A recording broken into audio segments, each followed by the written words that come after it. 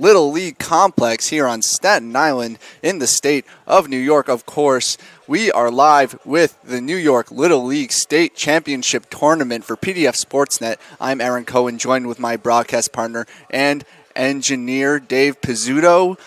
We are getting really close to the baseball action. We had some technical issues here that kind of ate into our pregame time for discussion. So the home team is taking the field right now, which will be East Greehbush-Castleton. They are the Section 2 South Championships, District 14. They will be facing off against the hosts of this tournament, South Shore, from here in Staten Island. They will be the away team for this competition, batting first. And we are coming off a really exciting Game 1, Dave. Really strong win from the defending champions of this tournament, Massapequa, who actually knocked both of these teams out of last year's tournament. So we're hoping for some nice competition here in Game 2 of the day, Dave. Yeah, we are, and hopefully we're through with our technical difficulties. For some reason, our last stream link was giving us problems, kept crashing on us, so we had to create a whole new stream link So for those of you who are tuning in and maybe know other people who are trying to view this game who are looking for the old link, we've created a brand new link. It's now up on YouTube, and hopefully we'll be good to go for the rest of the afternoon. And you're right, Aaron, we did have a very good first game. Massapequa Coast showing why they are the returning champs, winning that game by a score of 10-3, pulling away after being down 2-1. They got helped by some sloppy play in the field, but 19 hits in that game.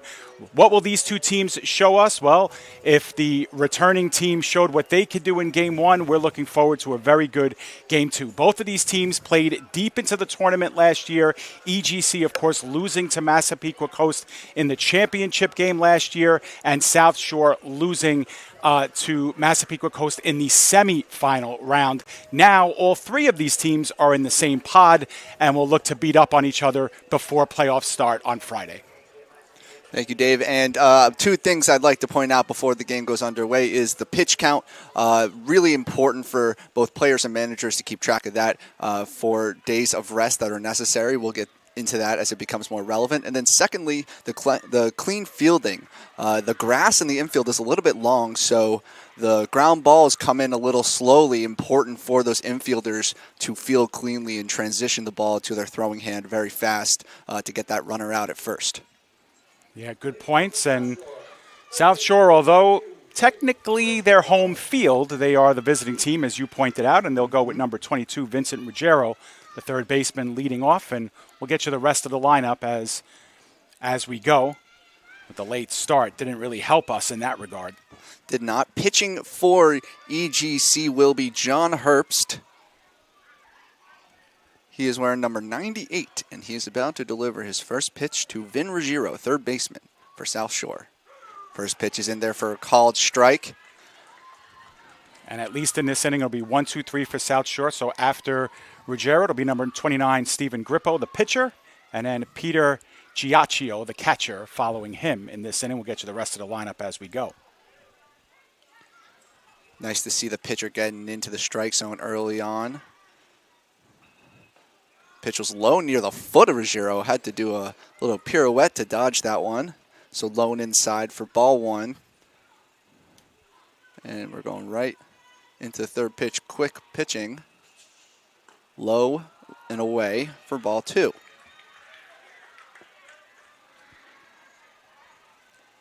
Now in game one, we saw early on, players were jumping on early in the count. Patience here from Ruggiero. As a drop pitch counted in for ball three. So Ruggiero ahead. First batter of the game, trying to get a sense of what the pitcher has in store. Tall player, John Herbst. 3-1 pitch, and that's ball four. So the leadoff batter gets walked. First base runner of the game, fourth South Shore. And Herbst has got to recoup and regroup for the next batter. Clean slate. It will now be Stephen Grippo. Pitcher-on-pitcher action here. Yeah, but that hurts if you're Herbst. Misses low again. And, you know, you want to be quick with the innings. You want to keep your pitch count low, but good job by Ruggiero to stay disciplined there. Swung on and grounded to first. Nice backhanded play by the first baseman, Corbicero. So that's the first out of the inning. That's a big relief for Herbst. Still a runner on second, though. So an opportunity for an RBI for the catcher of South Shore, Peter Giacchio. Yeah, so for Grippo, it's the equivalent of a sacrifice bunt, if you will, trying to move the runner over, get him in scoring position. So job essentially done there, and that'll be on Giacchio. Most importantly, Herbst getting those nerves away, hopefully. You know, we said that these teams are returning to the tournament, but most of the players are still new to this stage. A lot of turnover on teams, so. Sure. Pitch here from Herbst. That's grounded just foul down the third baseline. 1-1 now the count. Yeah, exactly, Aaron. So, you know, the pedigree is there, if you will, but the experience is brand new for, 99% of the participants in this tournament. Herbst looking to get a crucial second out here. 1-1 pitch to Giacchio inside and gets away from the catcher. So advancing to third base is Ruggiero. He is just 60 feet now away from home plate. That pitch didn't look too far away. No, I consider that probably a pass ball. Looked on the inside corner, but still in and out of the glove of Alex.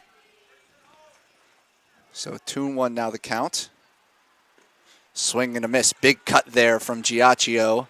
2 balls and 2 strikes. Yeah, he knew he was going to get something to hit and tried to drive one. The allure of the first RBI of the game can be intoxicating. 2-2. And that one's low. Yeah, and that's a recurring theme. So when Herbst is missing, he is missing low. 3-2 now, full count. Payoff pitch here. In there for a called strike 3. And Giacchio will sit back down. Big second out for Herbst. Now an opportunity to get out of the inning unscathed. Alex Torres, the shortstop, number 13, up to bat. Yeah, that was huge for EGC here early in this one, especially with that runner at third base. First pitch swinging, tapped off of his own leg. Foul ball. Behind Torres is the extra hitter, the first extra hit in the lineup, number 34, Dylan DeGata, is on deck.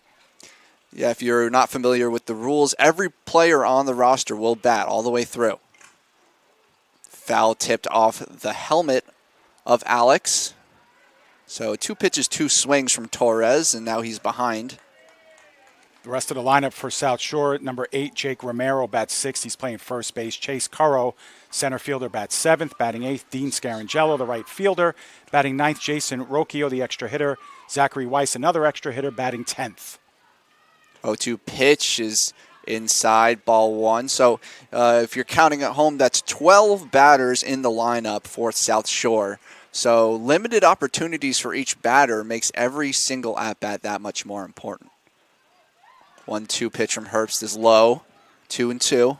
Yeah, the final 2 in the batting order is number 2, Joseph Arachi, the second baseman, and Nicholas McLean, the left fielder, bats 12th for the South Shore team. 18th pitch here from Herbst. That's a lot in the first inning. Gets away again. Stutter step from Ruggiero, but the ball bounces right off the backstop and into the glove of Alex. Important moment there as a less than lucky bounce, and perhaps you have the first run of the game. Yeah, and Herbst now has to, again, come up with a payoff pitch, this time against Torres. Was able to get the strikeout against Giacchio. 3-2 here, fouled away, and we'll do it again. So, doing a good job, Herbst, in making the batters work and earn their position on base. But that pitch count, it's going to be at 20 at the very least for the inning, and he might not be able to get very far into the game. 3-2, lined foul. Good defensive batting here from Torres. Yeah, like you mentioned, that was pitch number 20 for Herbst. He's only seen the 4 batters here in this inning. And it was a game-opening walk. Payoff pitch again.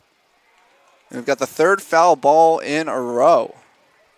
So I believe that's 5 foul balls hit by Torres in this one at bat.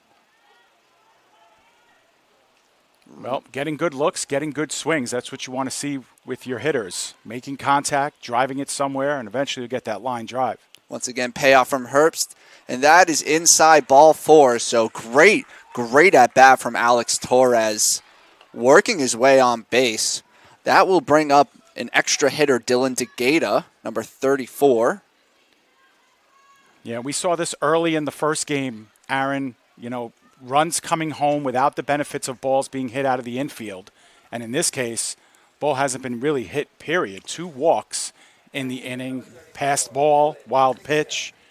Did have the sharp grounder by Grippo in the 2-hole, but 2 outs, 2 men on now. Here we go. First pitch coming to DeGata. That's low and it gets away, and here comes Ruggiero, and he will score without a slide. So at the end of the day, it's the slightly erratic pitching of Herbst that gives away the first run of the game. No RBI given there, but South Shore have a run on the board and a runner on second with DeGata still at bat. Yeah, what a way to score your first run of the tournament. Hate to say it's the easy way, but really good base running, good, staying alert. Just well done. Herbst still trying to get his way out of this inning. Ground ball squibbed to first. It stays fair, and stepping on the bag is Corbacero, and that will bring the top of the first to a close. So no hits for South Shore, but they do bring a run home, picking up an early lead in this game 2 of the day. And we will take a quick break before joining you for the bottom of the first. 1-0 South Shore. When it comes to sports, why be good when you can be legendary? At Legends Sporting Goods in Brooklyn, we service the community with only the best custom apparel, embroidery, and service, specializing in youth sports, so that the leaders of today become the legends of tomorrow. We're proud to support all of this week's great athletes and invite everyone to check us out and make us a part of your team. Come see why Legends Sporting Goods is in a class by itself. Visit us online or call us now.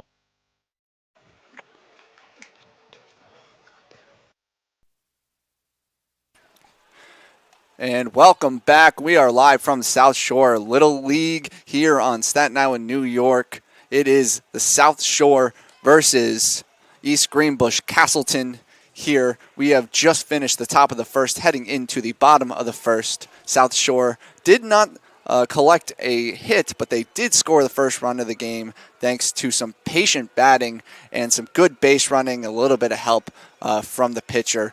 Herbst getting away from the catcher a few times, so the score is 1-0, and a chance to respond here for the home team, quote-unquote, East Greehbush-Castleton. Yeah, let's get you their lineup while we can. Leading off number 8, Parker Basconis, the left fielder. Number 55, Caleb Lacasse at shortstop. Number 98, John Herbst, the pitcher, bats third. Batting fourth is number 5, Raf Corbacero, the first baseman. Batting fifth, number 13, Joey Chevy, the extra hitter. Batting sixth, number 17, Matt Bombard, another extra hitter. Batting seventh, number 25, Chris Bombard is playing center field. Batting eighth is number 29, Tucker Alex, the catcher. Batting ninth is number 11, Blake Murphy, the third baseman. Batting 10th is number 10, John Gwinnett, another extra hitter. Batting 11th is number 7, Jack Pierce, the right fielder. And batting 12th is number 20, RJ Viola, the second baseman. East Greehbush-Castleton probably pretty happy with their top of the first inning, although pitch count might become a concern. We don't know exactly the strengths and weaknesses of their roster specifically, but we do know that 20-plus pitches in the first inning can be difficult to deal with from a managerial perspective. You don't want to get over that 65-pitch threshold and allow for 4 days of rest. There's just not enough time in the schedule for that. South Shore, I'm sure, will be dealing with a similar issue. It will all be about how East Greehbush-Castleton chooses to approach the plate. In Game 1, we saw a lot of players jumping on the count early because they expected the pitcher to be trying to load the strike zone with that pitch count in mind. South Shore did not have that approach. Parker Bascones leading off for EGC, left fielder. First pitch from Grippo was swung on and missed for strike 1. Yep, Grippo pitching to Peter Giacchio, 2 and 3 in the order, and pitcher-catcher as well. Second pitch from Grippo was high. 1-1's now the count. Grippo pitching and batting second. It's very common in Little League. Pitcher just happens to be one of the better players on the team. And that's grounded straight back to the pitcher. Easy throw over to first, and that's the first out of the inning. Yeah, so nice job. Good, clean play. And Grippo was there to make the defensive play as well.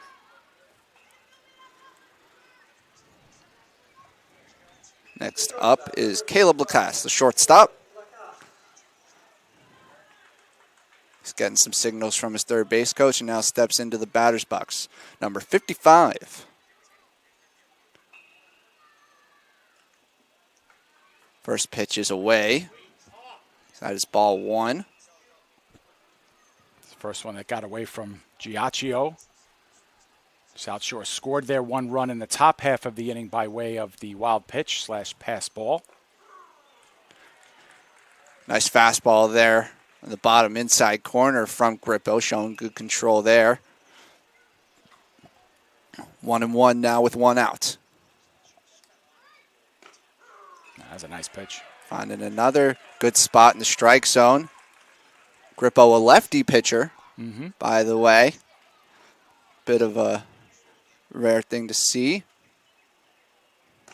And he gets it in there for a called strike 3. So Grippo getting 2 outs with only 7 pitches. Obviously a left-handed but overpowering pitcher.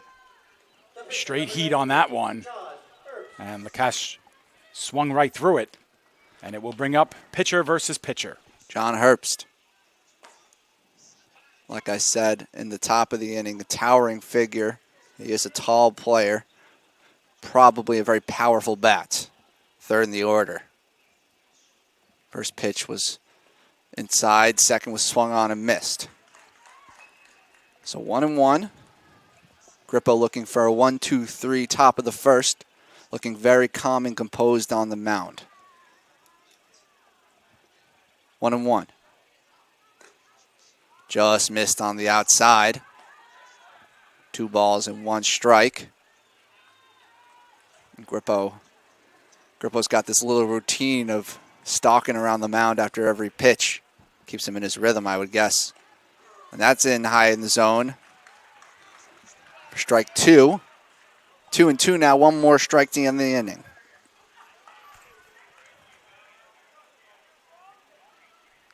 Gets a signal, kicks and delivers. That's high. Yeah, try to waste a pitch there and get Herbst chasing up in the strike zone, but now he has to come up with the payoff pitch here on 3-2. Herbst got a big target to throw at, and that's low for ball 4.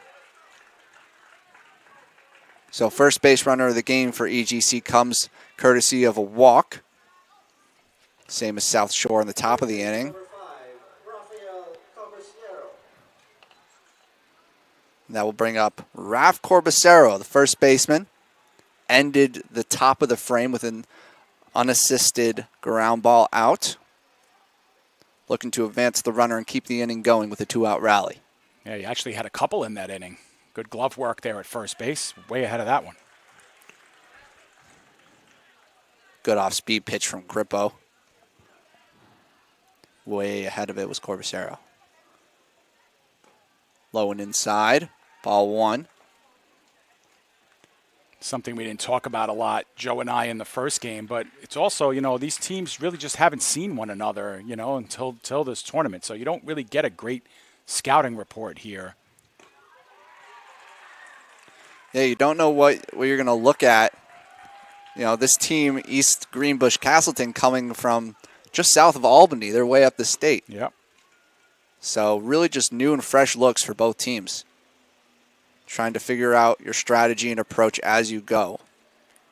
Yeah, and baseball is one of those games too, Aaron, where, scouting reports in football, they do help. Film work in football helps. Hockey, basketball, obviously. But baseball, until you get in the box and you face the pitcher, there's only so much you could do on paper and film. You need repetitions against the same guy over and over to really build confidence against him. And for a lot of these kids, let's face it, they're facing guys for the very first time in their entire careers. Not only that, but with the additional number of batters and strike three call there, throw to first from Giacchio was slightly off target. Romero could not handle it. And now the throw goes over to third, and that's also missed. Throw to second, and on a strikeout that could have ended the inning, EGC collecting their run and tying up this ball game. Wow, what a sequence, Dave. Well, we are 1-1 in this game without the benefits of a hit yet in the game. And on a inning-ending strikeout that gets away from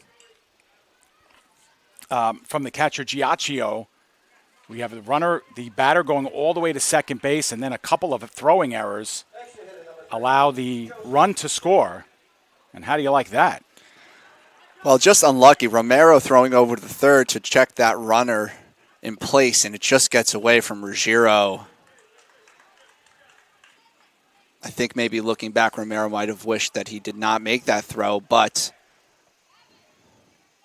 nothing you can do about it now. So it's 1-1, tie ball game, runner in second with 2 outs. Swinging and missing, that's strike 2 for Joseph Chevy, an extra hitter, number 13. I have to go back to my notes from the first game, but I think every player who's had the first walk in the game has scored in a game so far. So shows you how costly those walks are. Strike 3 to Chevy. He's down on 3 pitches, and that will end the first inning, but not before East Greenbush-Castleton squeezes home a run where maybe there shouldn't have been room for one, but we have tied the ball game up, and we will take a short break before joining you for the top of the second inning. This tournament would not be possible without the great support of the Staten Island Advance. Not only does the Staten Island Advance have full coverage of the tournament, but we are committed to covering island youth sports year-round and all news close to home. Pick up the paper today and look for great subscriber deals now for our loyal readership. Visit us online at silive.com for news and photos of this week's tournament and all the breaking news on Staten Island, the nation, and the world. The news of Staten Island is the Staten Island Advance and silive.com. Welcome back to South Shore Little League on Staten Island in New York for the Little League Championship for the state of New York. I'm Aaron Cohen, joined with Dave Pizzuto here for PDF Sportsnet, and we are getting ready for the start of the second inning. Score is tied at 1. Neither team recorded a hit in that first inning, but we sure had some interesting sequences. Number one thing to point out is the clean defense is really what's going to drive a team ahead if the first inning is an indication of the rest of the game, Dave. Yeah, absolutely. And, in games like this, really games at any level, we talk so much about the hitting, we talk so much about the pitching, but really, speed on the base pads, decisions on the base pads, fielding in the field. And we haven't seen a ball come out of the infield yet in this game, and yet it's a 1-1 game. Walks make a big difference. Errors are huge in these games, and we are 1/6 of the way down, and we still have a deadlock score. So for all intents and purposes, and for the mistakes and the walks, Aaron, it's a brand new game. It's essentially 0-0. Might as well have not happened, and leading off for the second inning will be Jake Romero, the first baseman, number 8 for South Shore, the hosts, even though they are actually the away team in this matchup. John Herbst back on the mound. He's got 25 pitches under his belt. First pitch swinging, and Herbst uses that big frame to collect the ground ball and throw him out at first base. Yeah, nice job to extend there. Big target there on the mound, made even higher with the mound, and is able to extend and make the play. 1 down. That will bring up Chase Currow, the center fielder. Short of stature. Quite a interesting matchup visually, this pitcher and batter matchup. First pitch was outside for a ball.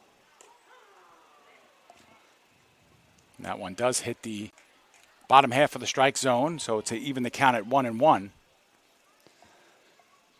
Herbst getting a fresh slate to start with his team supporting him, and that fly ball is into left field, collected by Bascones.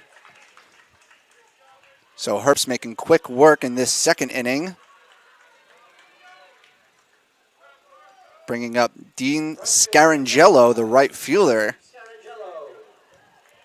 One of many fun Italian names to say, Scarangello. Yep. He takes the first pitch for a ball. Athletic stop by the catcher, Alex. And Herbst, now at 30 pitches, delivers the 1-0 pitch, and that's low.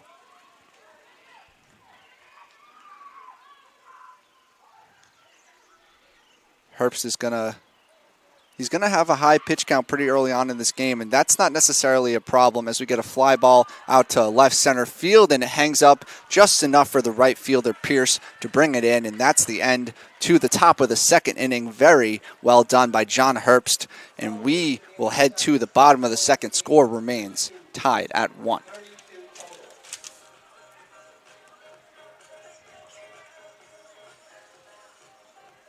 Awards and Trophy Center is proud to sponsor this week's New York State Little League Championship. Located at 1600 Highland Boulevard on Staten Island, we pride ourselves in not only building trophies, but building relationships as we service our community and treat you like family. Your event and its achievements deserve the best. That's why Country Awards and Trophy Center is ready to work with all of our clients to make your event a memorable one, with awards, trophies, and gifts that make a lasting impression. Come see why we love our customers and they love us. Visit us today.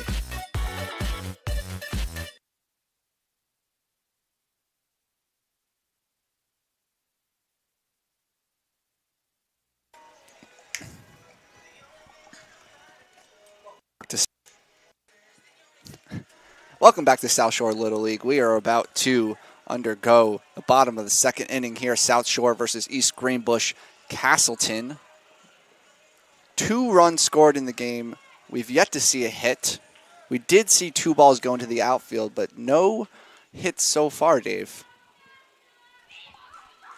Yeah, no. And, 1.5 innings through, and we're still waiting for that first poke into the outfield or something to get through the infield. Saw a couple of pretty decent hits in that last top half of the inning to the outfield, but nothing hitting green yet.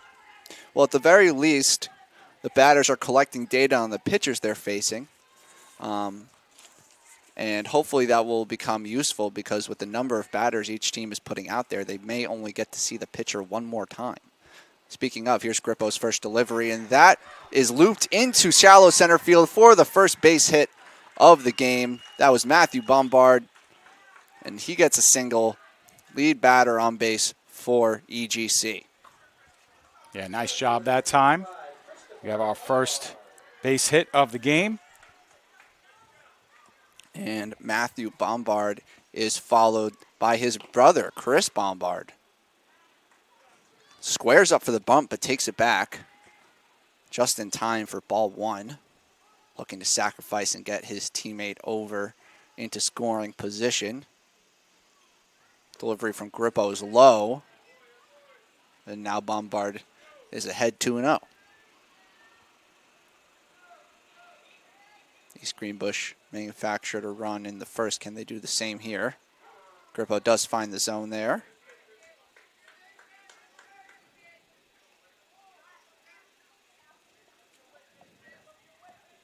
So 1 hit between these two teams.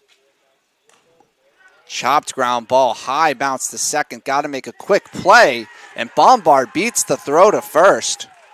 Great hustle play by Chris Bombard. He gets an infield hit, and the first 2 batters are on for EGC.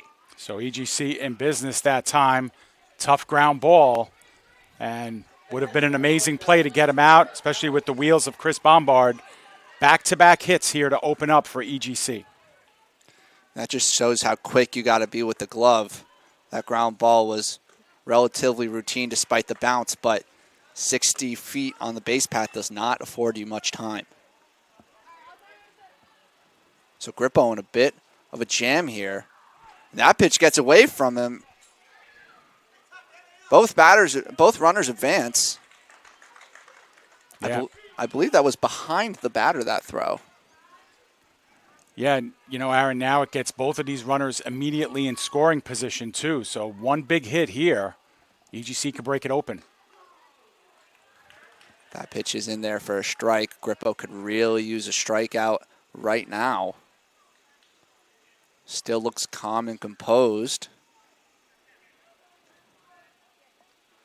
Big RBI opportunity for Tucker Alex. Another called strike. Count is now 2-2.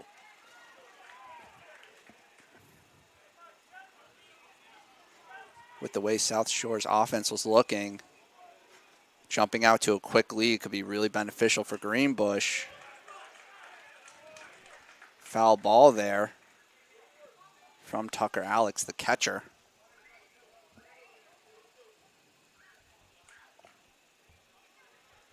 Grippo desperately in need of at least one out. Kicks, delivers. It's a ground ball over Grippo's glove. Nice play by Torres, but the throw is wide.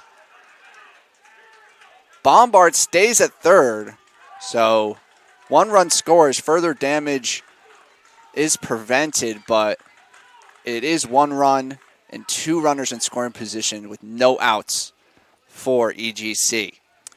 Yeah, kind of an unlucky break there because basically 1 run would have scored anyway. You'd like to get the out there, but too far extended to make the play. And EGC has themselves a 2-1 lead, courtesy of the back-to-back hits, and then the grounder to second base. South Shore, I think, did the wise thing there, Aaron. They wanted to get the out there. Unfortunately, they weren't able to register it, but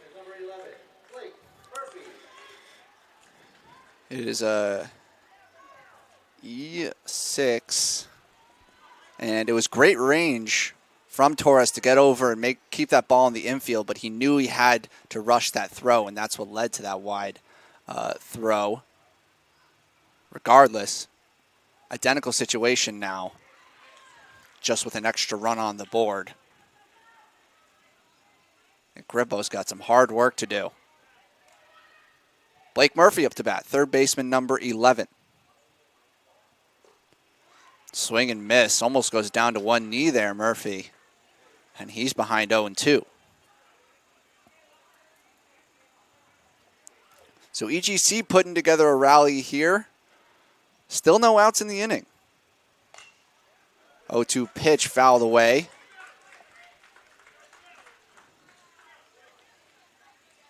Blake Murphy making it difficult.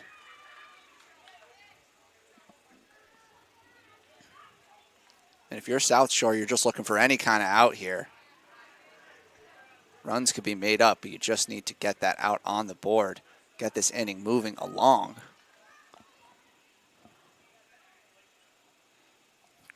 Grippo approaching 40 pitches here. 1-2 count here. Swing and a miss. No, it's not. Foul tip. yeah, it had me fooled too there, Aaron. Looked to me like a swing and a miss and hit off the glove, but did get just enough of it. Stay alive in the count. Still nobody out here. Now, there is nobody on first, so there is somewhere to put him should he get walked, but he's ahead in the count. You'd like to see him put him away here. But Blake Murphy, just like his teammates, just keep making contact, Dave. They just keeping themselves alive in the at-bat, making it so much harder for the pitcher to get an out. In there for a called strike 3. Grippo gets the call in the outside corner. That's the first out of the inning. Tell you what, he needed that one.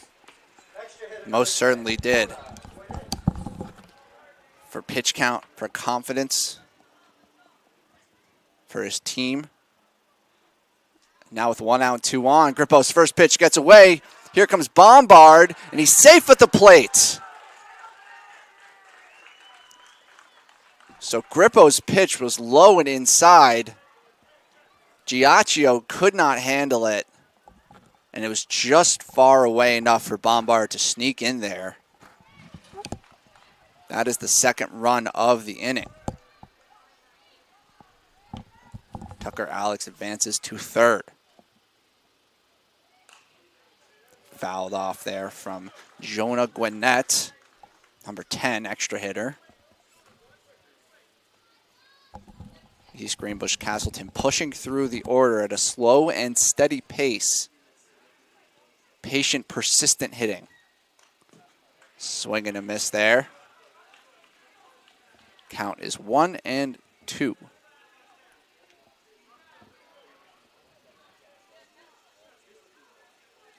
East Greenbush-Castleton proving pesky. Nice off-speed pitch to get the swing and a miss, strike 3. So Grippo muscling his way through this inning, gets his second strikeout.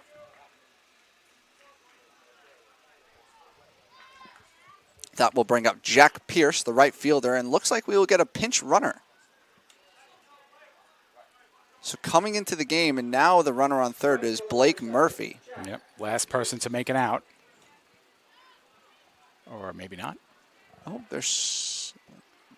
Unless it was a helmet issue. So... Gwinnett made the last out. Gwinnett did make the last out. So he goes from striking out to being placed on third base. Ground ball to shortstop. Torres fields it, throws over, gets it in time, and that will end the inning. So stumbling through was South Shore. East Greenbush-Castleton able to put a pair of runs home. Only one hit leaving the outfield, but it'll do the job. We will head to the top of the third inning. Scores 3-1 for EGC.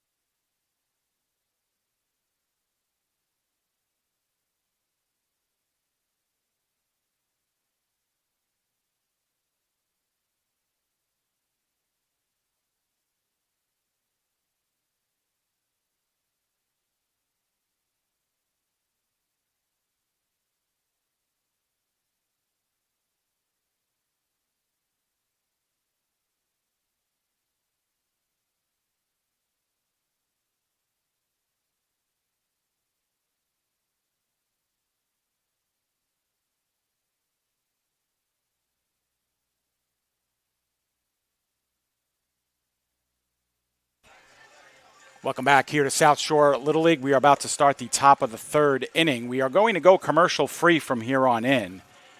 We apologize to our sponsors, but we think that might be contributing to what's making us laggy at some points.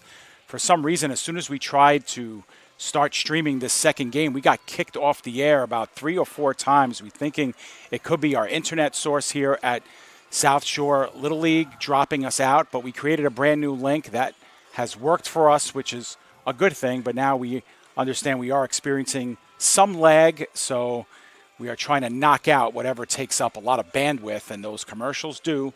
So we'll go commercial free, but we'll give props to all of our sponsors throughout the course of this broadcast. So we're also trying out the new infield camera as opposed to pitcher batter cam for this game, and we're going to try it for 3 innings, and then we're going to go back to pitcher batter cam. We'll see what people like better at this point, but we understand we only have 2 cameras here at South Shore, but they are both stationary cameras, so they are not manned cameras, so we have to keep them on a static image and then bring you the action from elsewhere in the press box.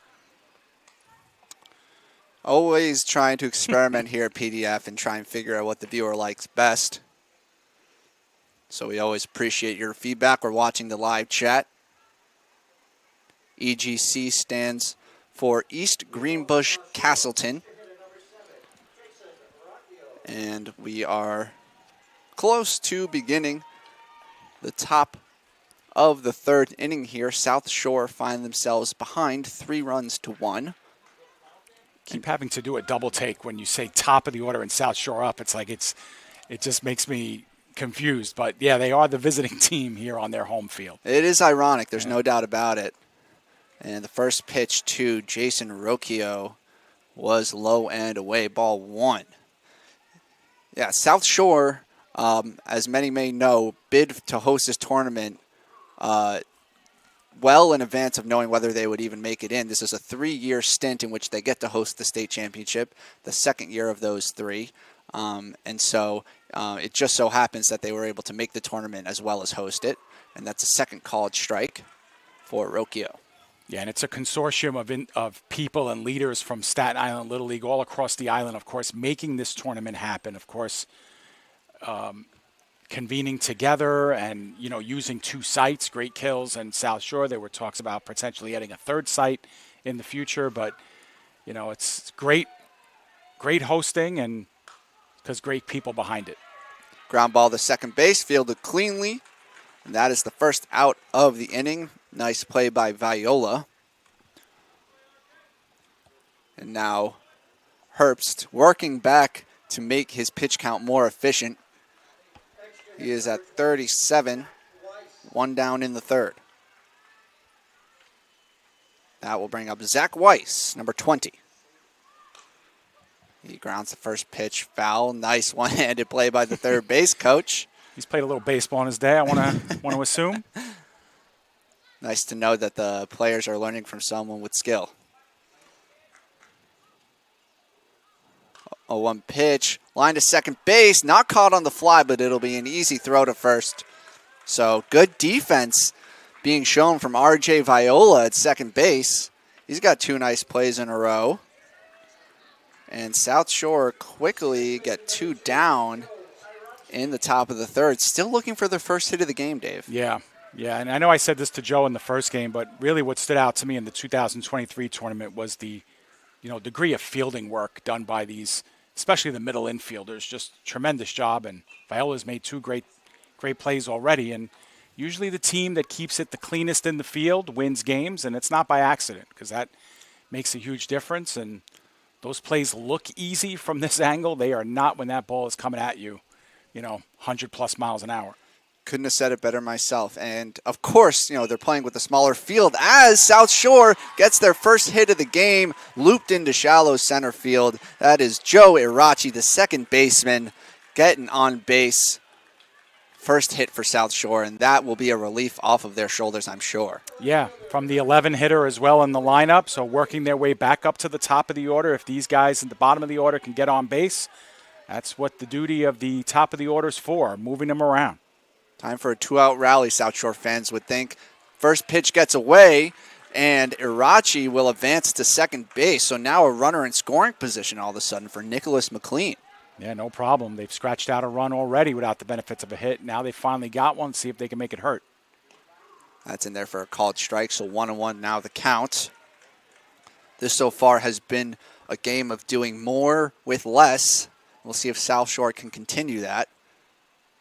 Pitch is low. Nice play by Tucker Alex to keep it in front of him. Yeah, he's been pretty active behind the backstop, huh? Alex has been reaching around strike zone and ever since that first inning, has kept the majority of things in front of him. I can appreciate an acrobatic catcher.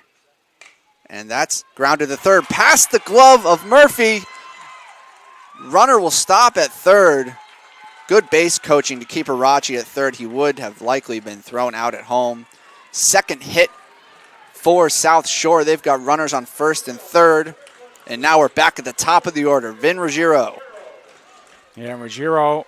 No official at-bats because he walked his first time up. He did end up scoring, though, in the top half of that first inning. Coming in via an errant pitch. Big moment for South Shore. Fly ball out to right field, and that is caught by Pierce. So just as quickly as South Shore became dangerous, that threat was neutralized. EGC able to get out of the inning cleanly, but at least South Shore managing to get a few hits, and we will head to the bottom of the third. Score remains 3-1.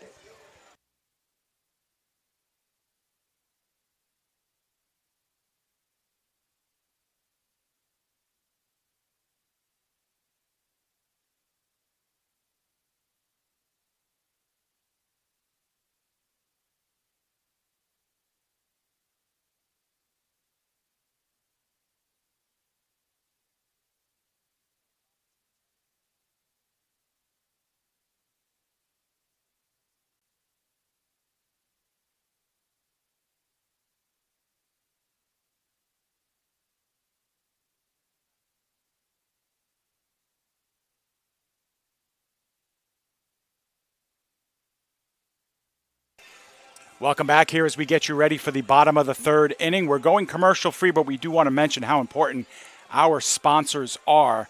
Of course, we want to thank our friends at Legends Sporting Goods in Brooklyn and Staten Island for all the help that they've given us with this tournament. The Staten Island Advance, check them out post-game for great write-ups for what's happening here, visuals as well. Country Pro Shop and Custom Awards, Rab's Country Lanes, just great job there. Dave and Buster's hosting these teams after games. Of course, great family fun there. Staten Island Ferry Hawks, great sponsors of this tournament. They'll welcome the entirety of the teams at the Staten Island University Community Ballpark later in the week to acknowledge them. And then our friends at TLC Physical Therapy. Thank you, all of our sponsors, for making today happen. It does not happen without you. Thank you, Dave, for mentioning our sponsors, and we are getting ready for the bottom of the third inning. East Greenbush-Castleton looking to build upon their 3-1 lead. And I got to tell you, Dave, it's been fascinating watching the difference between Game 1 of today versus Game 2. Game 1, of course, having plenty of offense, a lot of hits, Massapequa Coast really getting on base quite a lot, but this has been a hard-working game so far. Yeah, gritty, small ball at times, and really capitalizing on the other team's mistake. That's been the theme so far through the first 2.5. First pitch was in on the hands of R.J. Viola. Is that not Pierce? I've got Viola. Okay, so yeah. I missed somebody. Yeah, you're right. I'll fill you Viola in due time. Sure. It is Viola, the second baseman, made 2 plays last inning. Small stature, takes that for a ball. Speaking of doing more with less, East Greenbush-Castleton currently having more runs than hits. Very impressive work there, making do with what you got.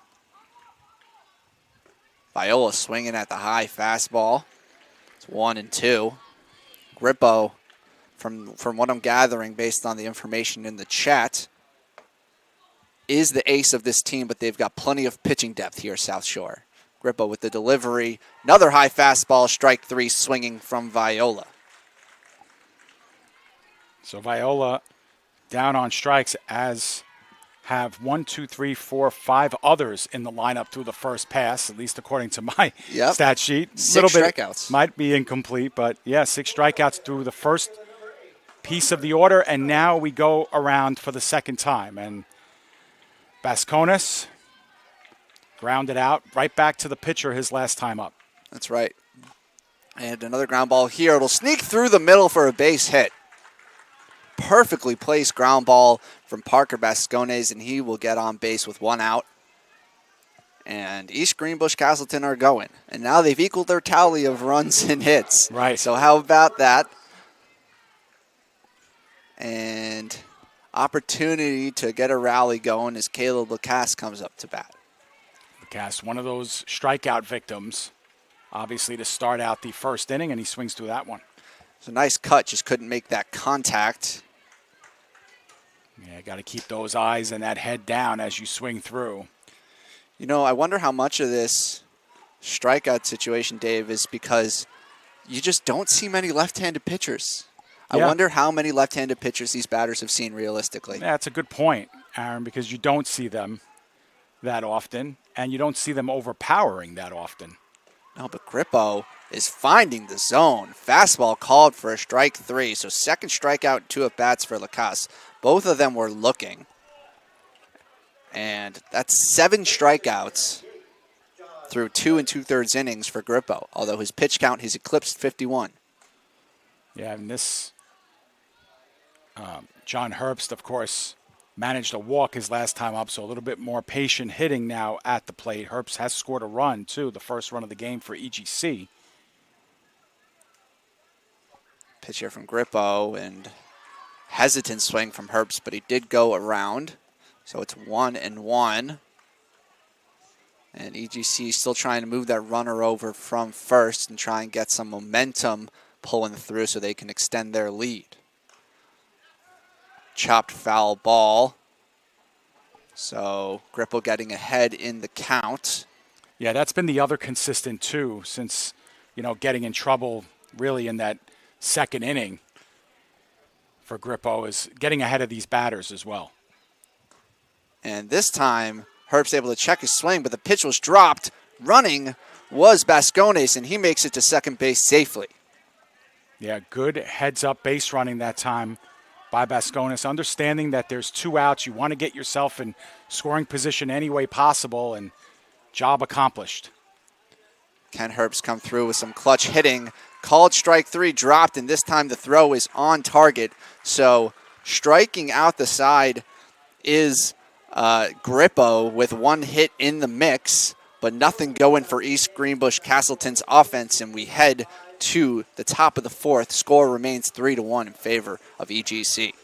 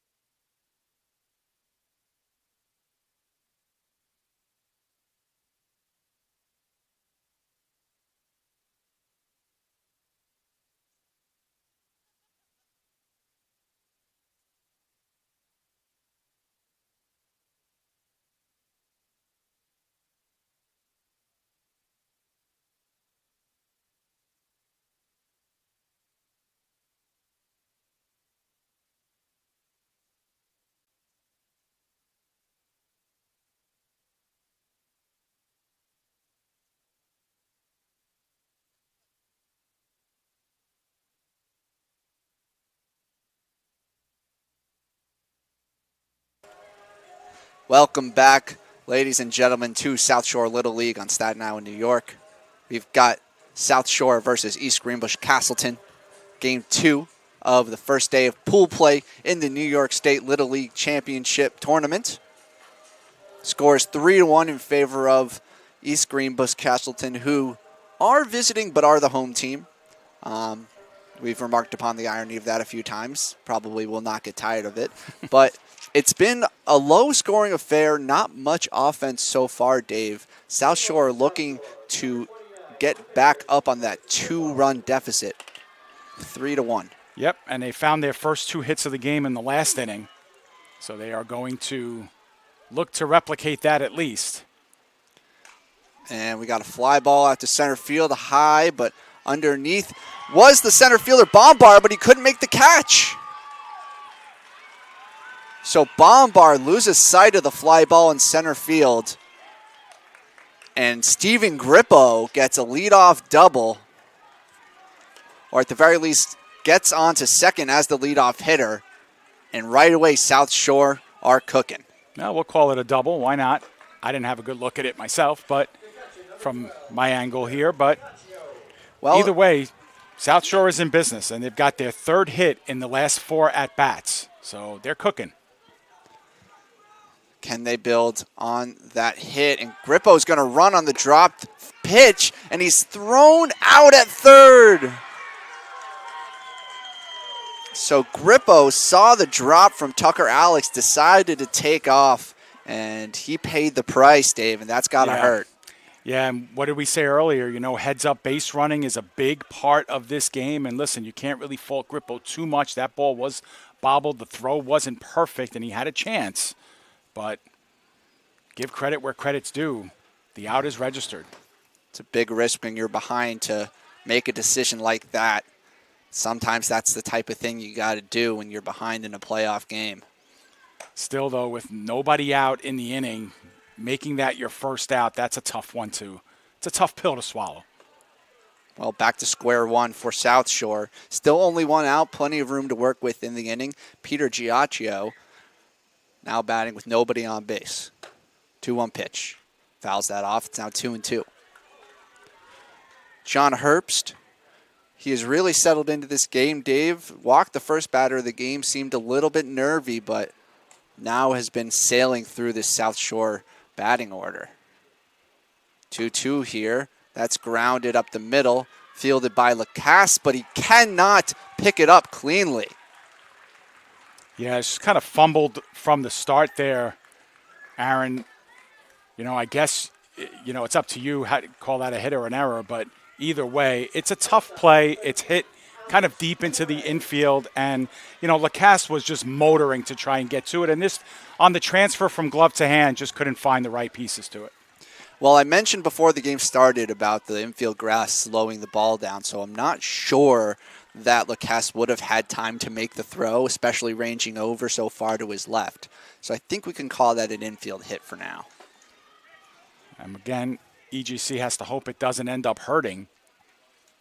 Getting that first out was critical.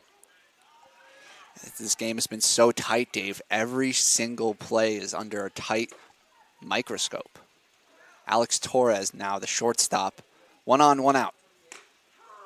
That's a called strike. 1-2 now the count. Torres walked his first time up. Sorry, maybe ahead of myself. It looks like it's 1-1. Big swing and a miss. That was pitch number 55 for John Herbst. So he's going to have to rest until at least Friday. This ball is flied out to left field underneath his Bascones, and he will make the play. So that is the second out of the inning as a couple players from the South Shore bullpen make their way back into the dugout. So looks like we'll get a pitching change next half inning. But for now, trying to propel themselves into a 2-out rally. It'll be up to Dylan DeGata, who hit one sharply to first base his last time up. Was an unassisted ground out to the third baseman, to the first baseman, I should say. Left-handed batter here. Can he keep this inning going for South Shore? Swing and a miss there. He's behind 0-2. South Shore just really need a couple of base runners. Try and get something going. Try and get that team spirit flowing. 0-2 pitch here. Just off of the outside corner. Well, Herbst wanted that one, and probably Tucker Alex wanted it more. Framed it up there and kept it up there for a little bit. Umpire did not like the look of it. And just fouling it off there is Dylan DeGata. Anything you can do to keep this inning going. If you're South Shore, you just want to grind it out. If you can't get it going, you just got to do whatever it takes to get that run on the board. Swing and a miss there from DeGata, so strikes out from Herbst, and EGC continue to cruise, only allowing 1 run. They keep their 2-run advantage, 3-1 score, heading into the bottom of the 4th.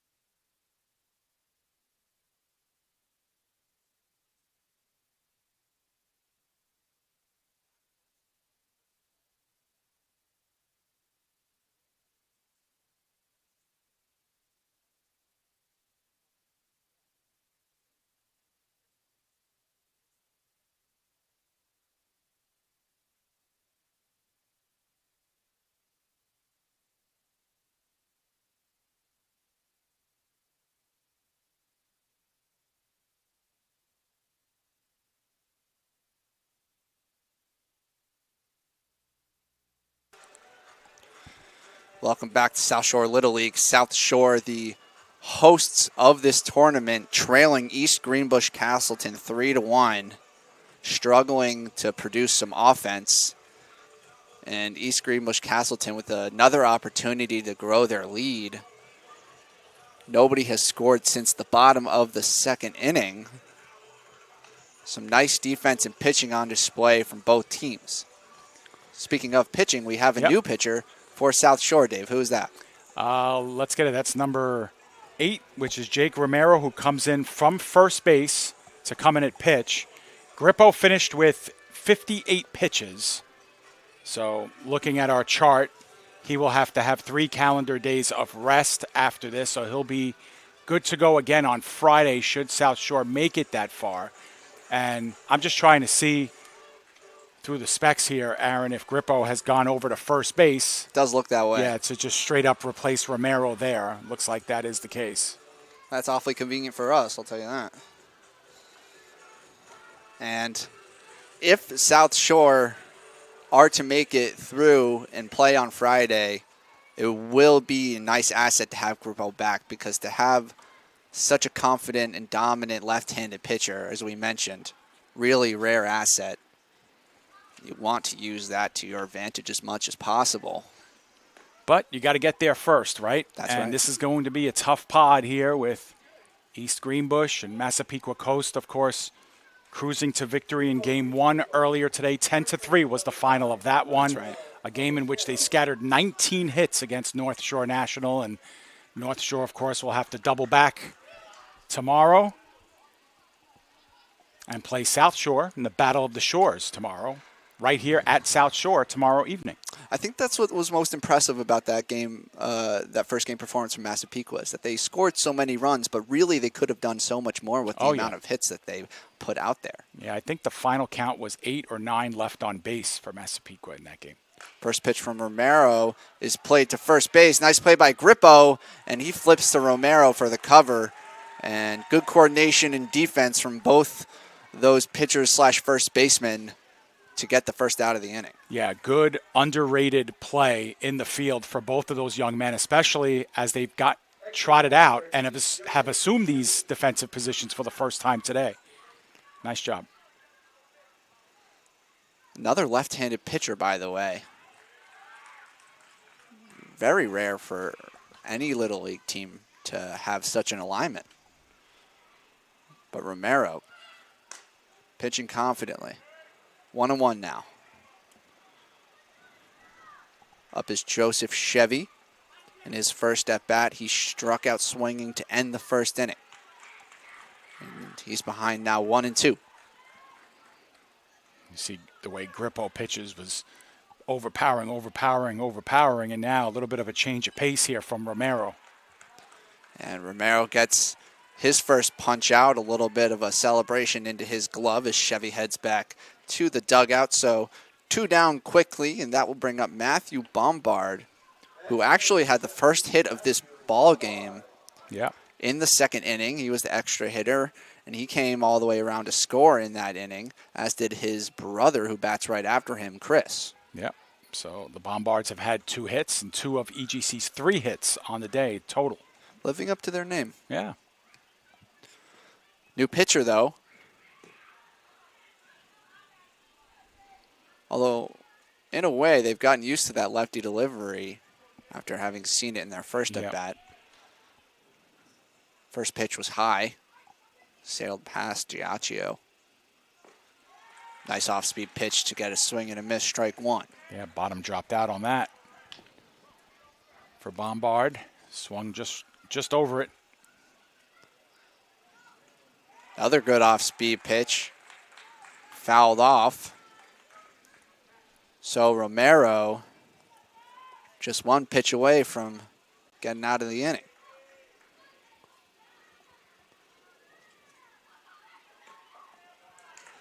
And that is strike 3. So Romero quickly makes work of EGC's middle of the order. And nothing much to speak of the EGC offense in that inning. Could not adjust to the new pitcher efficiently, and we will go to the top of the 5th inning. Score remains 3-1 in favor of East Greenbush-Castleton.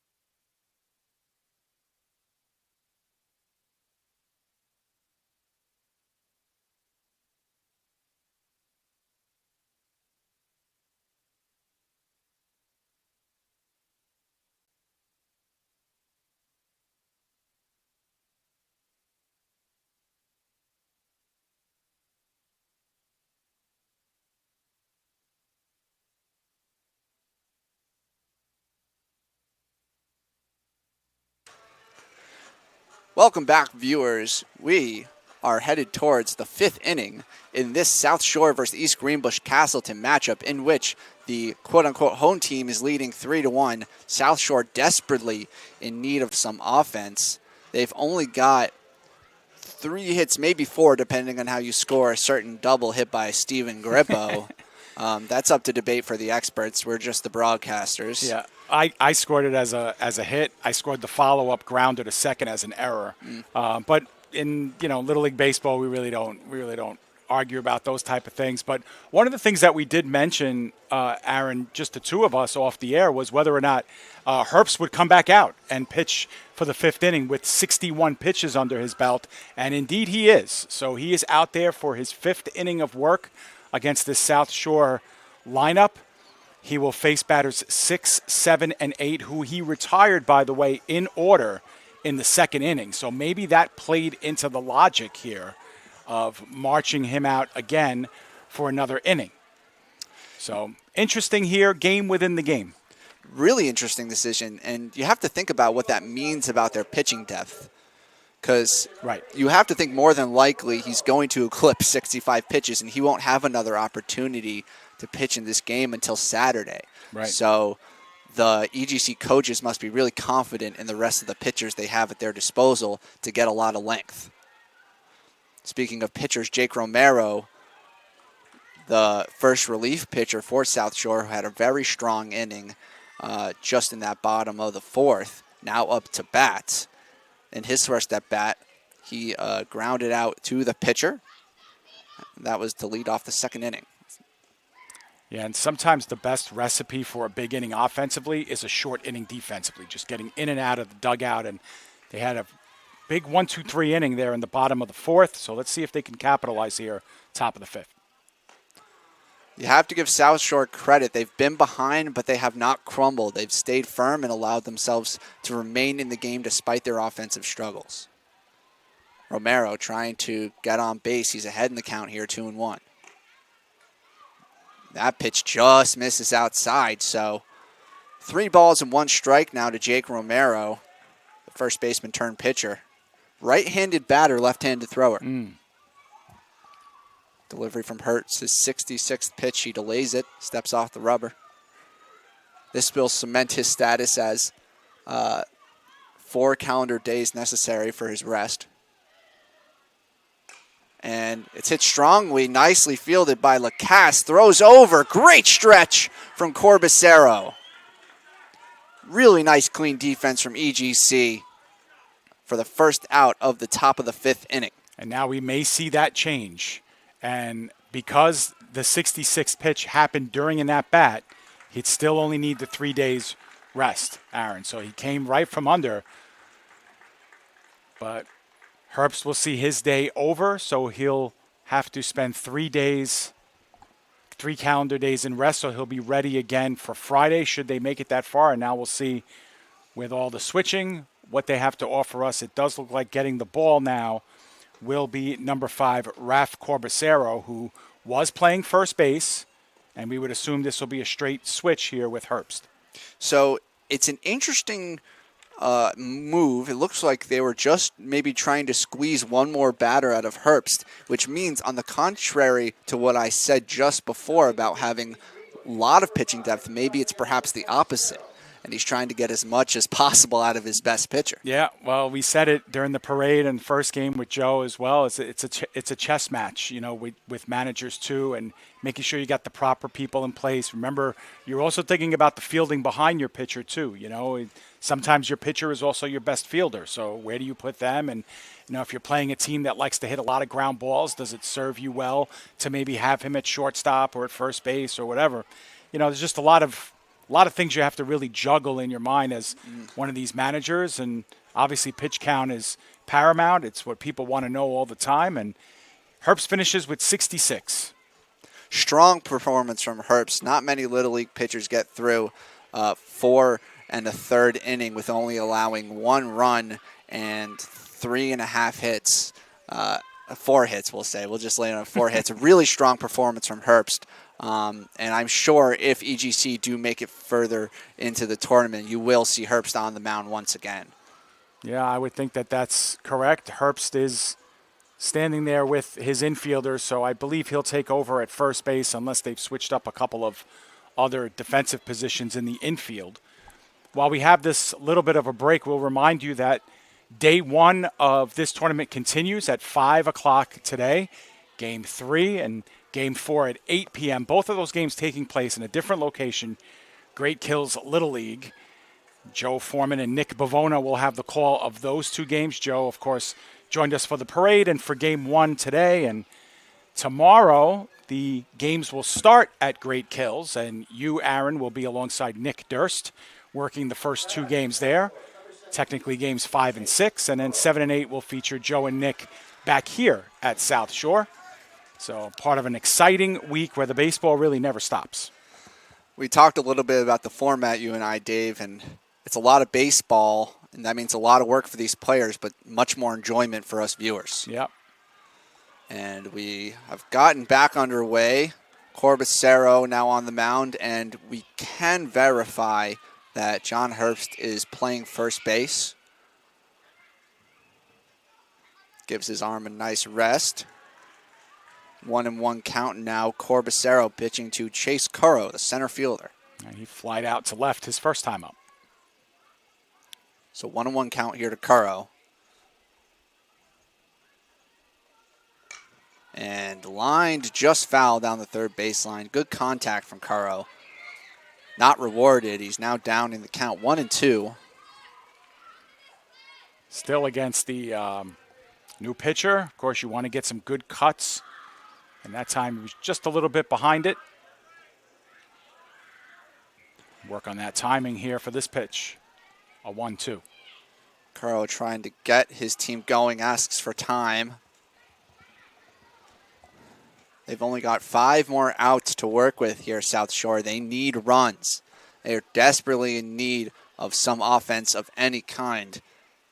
Can Chase Currow get on base to start it? Loops it into shallow right. Left field, almost an amazing diving catch from Vascones, but it just pops out of his glove. So will be a single for Chase Currow. 1 out and 1 on for South Shore. Yeah, Vascones really gave it a nice run. He broke right on the pitch and unfortunately just was unable to catch up to it. Made some contact with the ball going to his knees, but that was a tough play for anyone, and South Shore gets themselves a base hit here in the top of the 5th inning, looking to make some noise, and now the tying run at the plate. What a play that would have been, Dave. And it did get his glove before the ground, but he just could not secure the catch. Not that you can blame him. It would have been a tremendous play. Yeah. And not for nothing, but we had a really great view of that. Or at least I did, sitting on my high-up chair. Yeah, I'm behind the wall here. I can almost reach out and touch the left field foul pole. Never broadcasted from a view such as this before. Just missing with that pitch, too, for a ball. That's right. 2-0 count here. Ahead in the count is Scarangelo. And that misses as well. So 3 pitches, 3 balls to Dean Scarangelo, the right fielder. Yeah, but this is where we're going to see the resilience of Raf Corbicero. Comes into the game, 1 batter into the inning. And that is a pop-up. Underneath it is Lacasse, and he will reel it in for the 2nd out of the inning. Yeah, I was going to say that's a big moment, and giving up a base hit there on a sharp liner to the outfield, and then you fall behind 3-0 in the count. And I'll tell you what, that's a nice ending to that at-bat for Corbicero. And that'll be up to Rocchio. Runner on, 2 out for South Shore. 2-out rally would be really, really impactful for South Shore. What can Rocchio show? He goes for a bunt, and that comes straight back to the pitcher. Corbicero fields and throws him out. So a risky choice from Rocchio does not pay off. And the new pitcher, Corbicero, gets the job done, gets the 2 outs to finish off the top of the 5th inning. South Shore running out of time. We will head to the bottom of the 5th, 3-1 to EGC.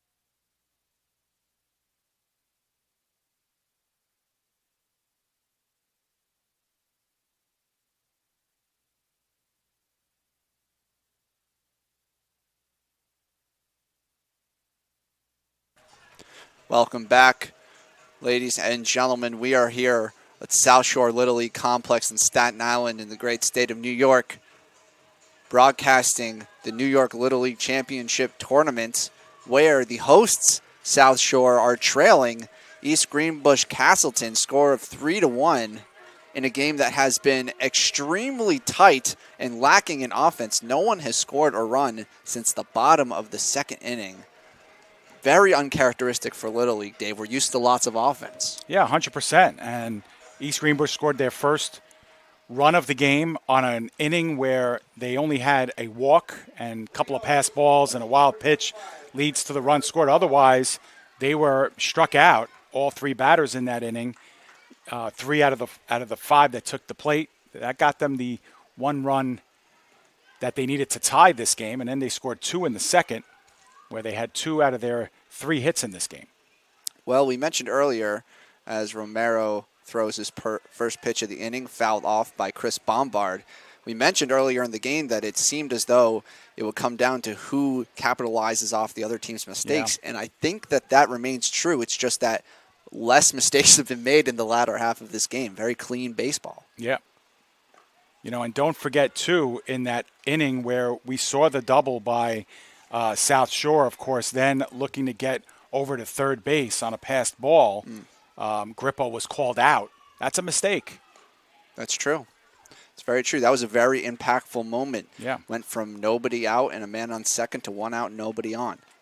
And that's a potential rally killer. 2-1 pitch here from Romero. And a sort of check swing ground ball, fielded by Grippo, flips to Romero for the first out of the inning. Yeah, and again, in the box score, a play like that is just 3-1, and it seems rather routine, but that is a good heads-up play by Herbst, getting it over to Corbacero, who just hightailed it right from the mound, didn't waste a breath, he just rocketed right over to first base and was able to make the tag on the bag. Good play. I agree, Dave. One of the most common mistakes you see in Little League are those mental mistakes, forgetting to cover, forgetting your positioning on a certain play. But Romero has been on top of it, and you got to give him credit for that. Yeah, that meant Grippo and Romero, not the opposite team. Happens, but fouled off by Tucker Alex, the acrobatic catcher. 0-2 now to Alex, and Romero looking to blaze through this inning for his team. Called strike 3, and there you go. So a 3-pitch strikeout for Romero, who EGC have been unable to decipher so far. And I think you give credit to that managerial decision as well, but Romero looking good.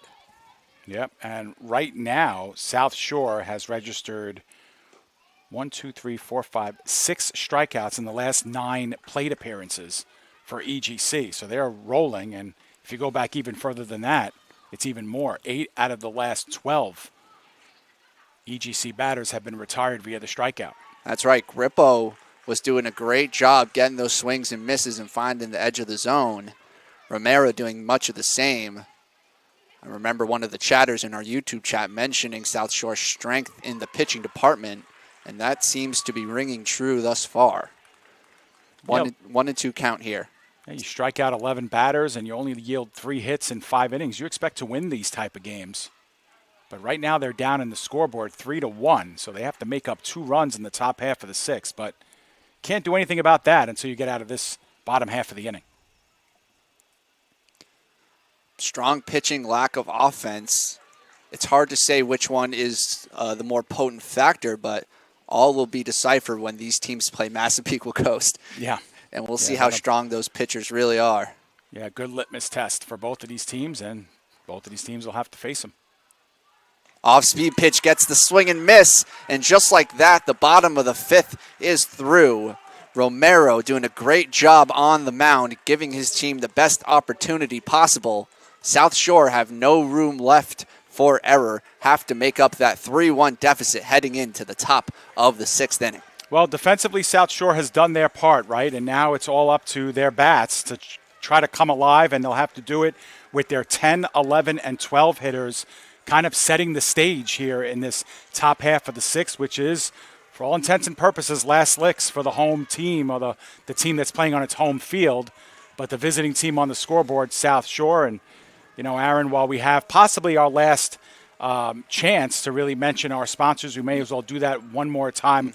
Legends Sporting Goods in Staten Island and in Brooklyn, New York. Thank you for your sponsorship. The great folks at the Staten Island Advance, of course. Great sponsorship, great stories, great photography throughout the week as well. Make sure to check them out at silive.com. Country Pro Shop and Custom Awards.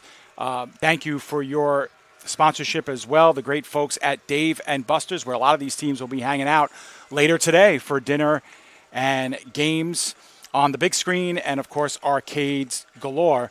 Staten Island Ferry Hawks will host all of these teams, I believe, on Wednesday evening. We want to thank them for their incredible sponsorship, and the great folks at TLC Physical Therapy. So many locations spread across New York, of course, predominantly right here in Staten Island. But these streams, they're only made possible thanks to our great sponsors, and we love bringing it to you last year, this year, and hopefully next year as well. We want to see a lot more baseball, though, in this one, even though it is the last inning. Top of the sixth, last chance for South Shore. Aaron, take it away. Thank you very much, Dave, and thank you to our sponsor, South Shore, trying to get back into this game. All they need is 2 runs, but runs have not been coming easy for either team in this game so far. It's the bottom of South Shore's order. We start with Zach Weiss, and then we have Joe Irachi and Nicholas McLean. Then we get back to the top of the order. So if South Shore are able to get a few runners on base, they'll get back to their more prolific hitters. Well, South Shore does have 4 official hits on our score sheet, and 2 of them are by the bottom 2 guys in the order coming up to bat and are on deck. So perhaps that a little bit of a bright spot here, although they'll have to do so against the new pitcher.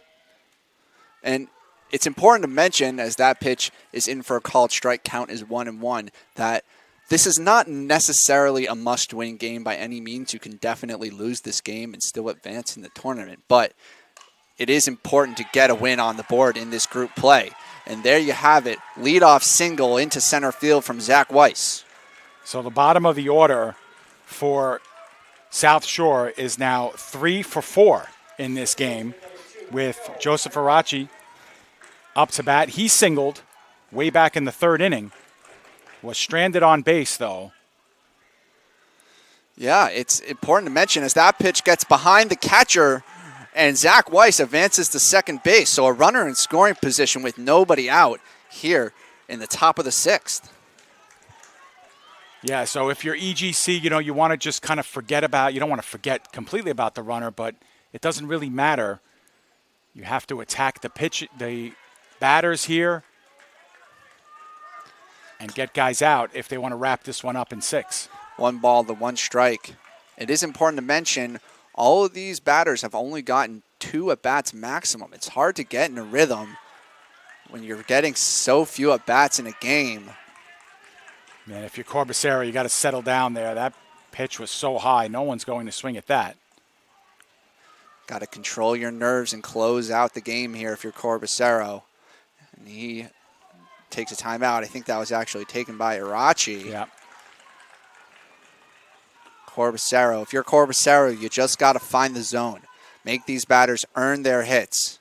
That's thrown into the dirt, gets away again. Zach Weiss does not go anywhere.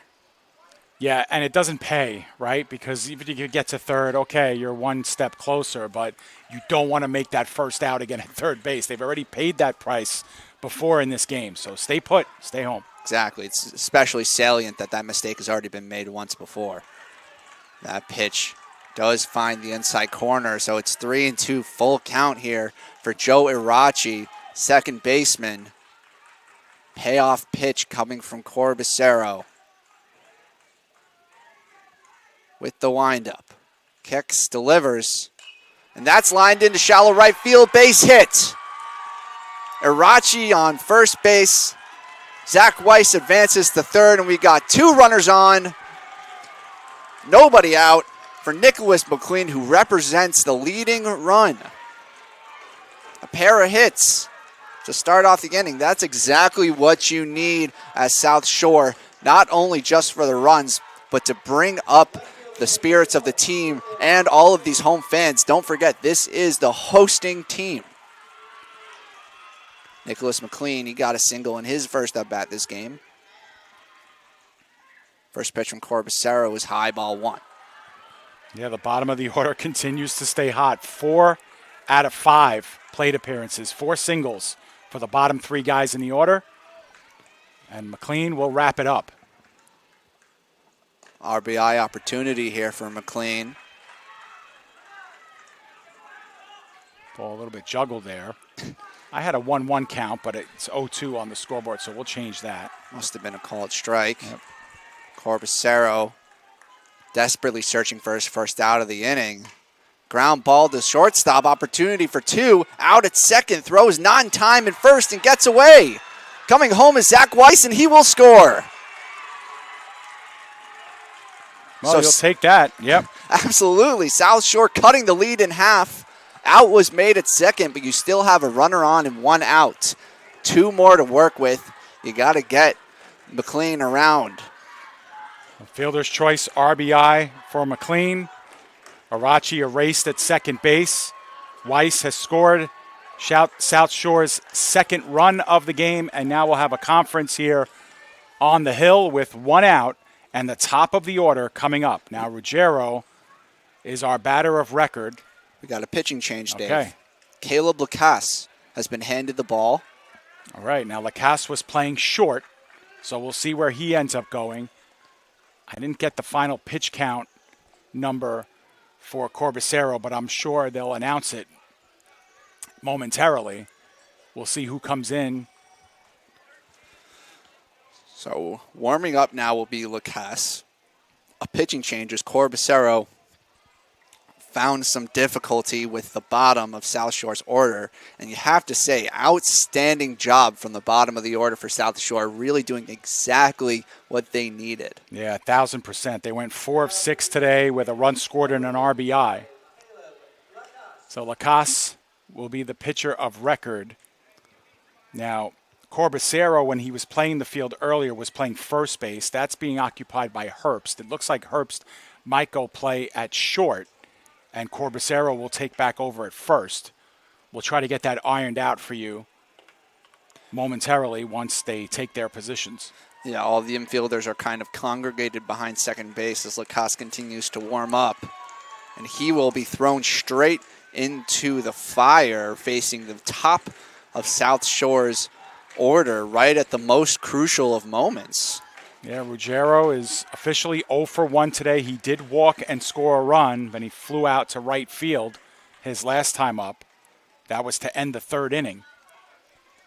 Now it looks like going to play second base will be Jack Pierce, the former right fielder. Herbst remains at first. Moving over from second to short will be RJ Viola, and that would leave Corbacero probably to play right field. Yes, indeed, that's the case.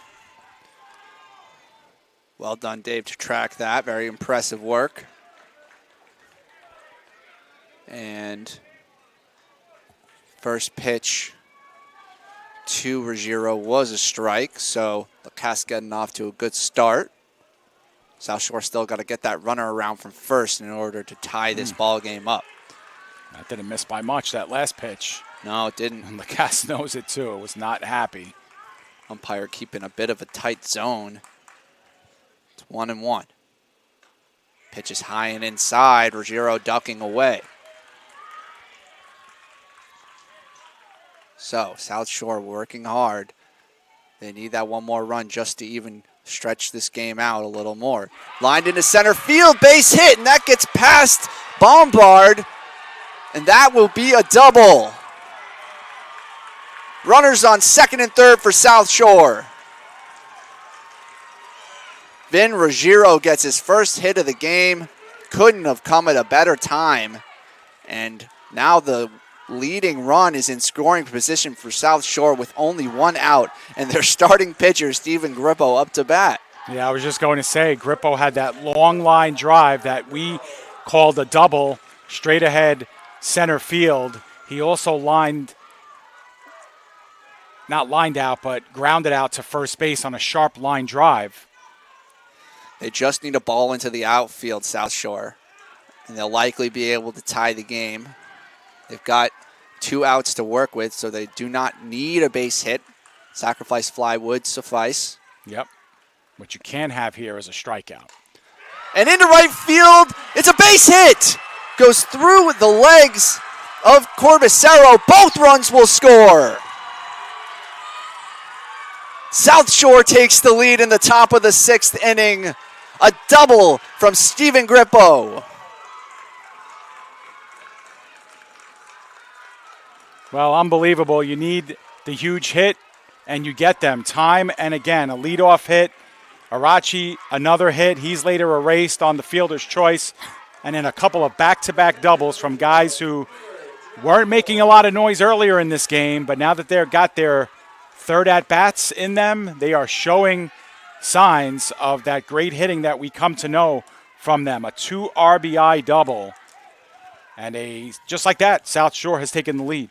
Exactly as we mentioned, if the bottom of the lineup can just get on base and get the top of the lineup back up to the plate, South Shore has every chance to make things happen, and it's exactly what they did, executed to perfection. Ground ball to shortstop, fielded well by Viola, throws over to first to get the force out. So second out of the inning as EGC continue to try and mitigate the damage. They will still get an opportunity to bat in the bottom of the 6th, of course. Yeah, of course. They'll have now a final opportunity themselves at the bottom of the 6th inning. And Viola makes a nice play at short there. He's been making good plays at second base all game. But now if you're EGC, you have to keep this a 1-run game. Especially considering the way offense has been coming in this game so scarcely. I mean, South Shore has saved basically all of their offense for this last inning, but better late than never. Yep. They have 8 hits in the game, 4 of them in this inning. A couple of singles, a couple of doubles. Delivery here, and that gets into left field for another base hit. A single for Alex Torres. And South Shore continue to roll. Can they get an extra run as a cushion here? It will be up to Dylan DeGata. Stephen Grippo on third, Alex Torres on first. 2 out in the top of the 6th for the lefty extra hitter, number 34. Isn't this Torres up now? Yeah, I think that might have been my mistake. Giacchio was the hitter who just got the single. It was Giacchio scoring that single. Right? No, I have Giacchio as a 6-3 ground out, Dave. Oh, you're right. You're 100% right. Sorry about that. That's no problem at all. So it is DeGata. I was correct. You sure were. My color man trying to drive me crazy. I forgive you. I'm just trying to test you, see if you had the right thing on. DeGata chops one to second base. Nice grab, and that will end the top of the 6th. Good play from Jack Pierce. So a much-needed rally to keep this game going from South Shore Little League, the hosts. They now take the lead 4-3, and it'll be up to East Greenbush-Castleton to put a run on the board, at least one, to keep this game going at the very minimum. We will see you in the bottom of the 6th.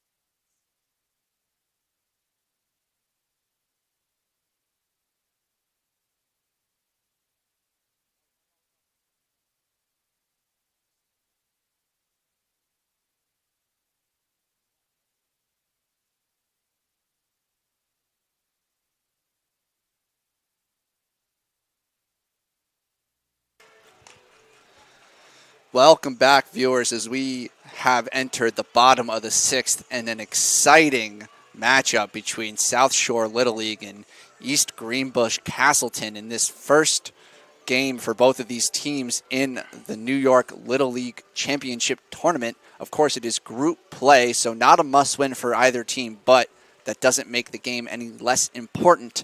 That first win can set you up for success going forwards throughout the rest of the week. And EGC in need of a run, Dave. Absolutely. And, as far as that first day, second day, stuff, Aaron, it's like when you win this game, it allows you to play so much looser tomorrow.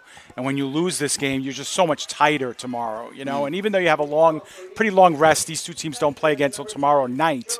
Still, though, it's like you're thinking about it all day, about having to then come back in a must-win situation tomorrow. So huge comeback for South Shore, but EGC has found themselves down in this game before. They were down 1-0, came back, and eventually took a 3-1 lead into the sixth inning. Can they find some offense here? Aaron, 9 out of their last 13 batters have struck out. So they are now looking for some offense that they've been starved of. That's right. The microscope quickly switches from South Shore to EGC, and especially considering the fact that South Shore's current pitcher, Jake Romero, has put down 6 straight batters, has not allowed a single base runner since he came into the game. Extremely impressive work. Yeah, 2 groundouts, 4 strikeouts. 0-2 pitch now, and he strikes him out in 3 pitches. So Jonah Gwinnett goes down to start the inning, and now EGC only have 2 outs to work with to get that 1 run across. Yeah, and so ironic that South Shore started the top of the sixth with their 10, 11, 12 hitters. EGC starts the bottom half of the sixth with their 10, 11, 12 hitters. Now, can they do what South Shore's bottom of the order did? Not off to the most ideal start, but still plenty of time to turn it around. Jack Pierce made the defensive play to stop the bleeding in the top of the inning. What can he do for his team in the bottom? 1-1 is the count. The right fielder turns second baseman. Swing and a miss at the great off-speed pitch from Romero. Just masterful performance so far. And Romero working extremely quickly, too. Ahead 1-2. Here's the pitch. Swing and a miss, strike 3, and he's got him again. Yeah, and you could tell hitting that bat against the ground was Pierce, unhappy with himself, but just tremendous job. 14 strikeouts collectively for South Shore Little League in this game. Extremely impressive. Can't say enough about it, and now they're only 1 out away from a tremendous comeback victory. It's up to RJ Viola. And Viola, one of those strikeout victims, but if he can get on base, you get the top of the order back up. Critical here for EGC. They only need that 1 run. That can be done in as short a span of 2 batters, get 1 runner on base, and then bring them all the way around. Or, of course, a home run. Yeah, we saw a couple of those in the first game, 1 for each team. North Shore and Massapequa Coast both going yard in the first game. Solo home runs for both teams. Now, with that being said, I'm not so sure that a player with the stature of RJ Viola can have a very easy time generating that much power, but you never know. You don't see it often, a number 12 hitter going deep, but right now his job is simply to get 60 feet away. Delivery from Romero was inside. It's ball 1. 1-2 count here. Only 1 strike away, South Shore, from putting a notch in the win column. Delivery. Off-speed pitch, swing and a miss. It was dropped. Throw to first is on target, and South Shore pick up the win. Starved of offense, only scoring 1 run in the first 5 innings. They come out in the 6th and put up a 3 spot to take the lead and end up taking the whole game. A tough loss for East Greenbush-Castleton to swallow, but elation for South Shore as they start off the New York State tournament in the correct fashion. What a game, Dave. Well, I'm sure it's not the way they would have chosen to draw it up, Aaron, without question, especially falling behind 3-1 and only kind of scratching 3 or 4 hits through the first 5 innings or so. But where there's a will, there's a way. And one of the things that we see time and again with championship teams, teams that are able to win like this, you know, they're the mark of good teams, and good teams find a way to win games. And you got to give credit. You got to tip the cap to South Shore. They looked almost dead and buried the way things were going. They scratch out a couple of hits. Next thing, from the bottom of the order, next thing you know, top of the order powers them home, and they have themselves a 4-3 victory. Piece of cake, right? Not so much, but they'll take it either way. Needless to say, not a dominant win, but a very good showing of character from South Shore. You know, felt a little bit like they were down and out and that they would just wither away to a loss, but they brought it back. They rallied together, and they got that win under their belt. I do want to give credit to East Greenbush-Castleton, a very strong performance, especially from that starting pitcher, John Herbst. He really was dominant, and they showed why they made it to this tournament, but they just could not put the finishing touches on that win. South Shore had the home crowd to their advantage, and just all around, such an entertaining game to watch and a real privilege to broadcast. Yeah, absolutely. And listen, Pod A is going to be, or Group A is going to be very formidable. One of those four teams, two of those four teams are not going to make the semifinals, the playoff round. And, you know, 3 semifinal teams from last year, one of them, possibly 2 of them, will not be in the semifinals again this year. So South Shore just took a real major step forward. They put EGC in the hole. They're 0-1, but we've been saying it during the parade. We said it during the first game. We'll say it again in this game. Just because you lose today does not mean you're dead and buried. 2 more games, they mean the world. If EGC can come back and win their next 2, they're going to be in prime position. They're going to be right there contending for a semifinal round. And if you're South Shore, you can go home tonight. You can have a nice night's sleep, play relaxed tomorrow against North Shore, try to come away 2-0 after 2 days.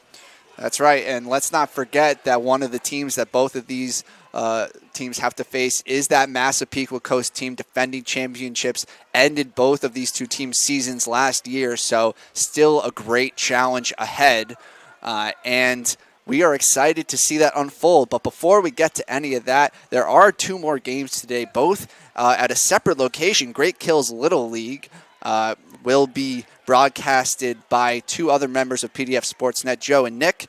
It will be Auburn versus Penfield at 5 p.m., followed by Harrison versus Plattsburgh, the evening matchup, 8 p.m. 2 exciting games still on the schedule for today. And if you want to watch both of those, they will both be broadcasted right here on PDF Sportsnet. So please stay tuned and follow along.